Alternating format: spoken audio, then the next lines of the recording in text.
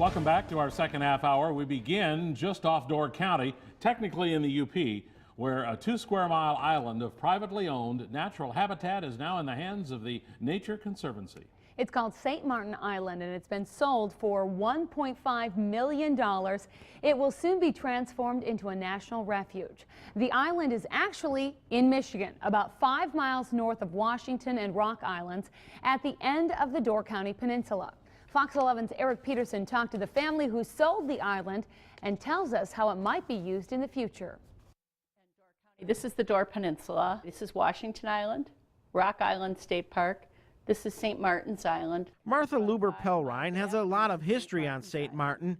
Her Thanksgiving mantle reflects early days on the island. There was a community up there in the 1860s and 70s of people fishing. Luber-Pellrein's father bought St. Martin Island 27 years ago. His original goal probably was to develop it. But recent talks with the private conservation group, the Nature Conservancy, confirmed what the family may have known all along. And it started creeping into our minds that this was the right thing to do. The Nature Conservancy paid the family $1.5 million for St. Martin.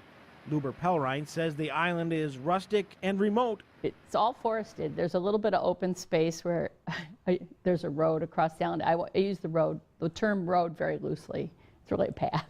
The Nature Conservancy has studied the site for years. The Nature Conservancy plans to eventually transfer its land on St. Martin Island to the U.S. Fish and Wildlife Service to be added to the Green Bay National Wildlife Refuge.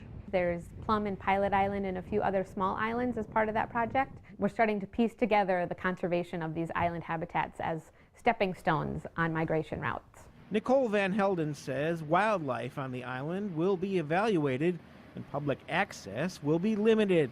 Luber-Pellrein says St. Martin is in good hands. It's just a perfect deal, and it keeps St. Martin's natural the way it should be. In the waters off Door County, Eric Peterson, Fox 11 News. A small portion of St. Martin remains in private hands, and that includes the lighthouse that's located on the northeast side of the island.